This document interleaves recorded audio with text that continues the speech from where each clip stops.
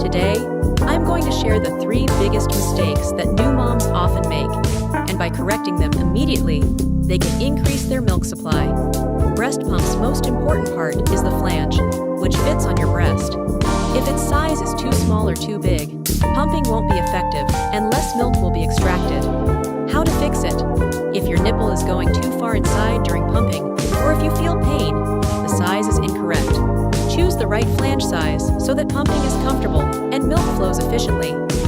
If the suction is too high or too low, it won't properly trigger the letdown reflex, leading to less milk output.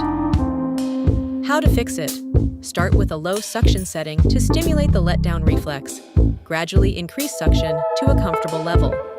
If you are pumping irregularly, your body will start producing less milk.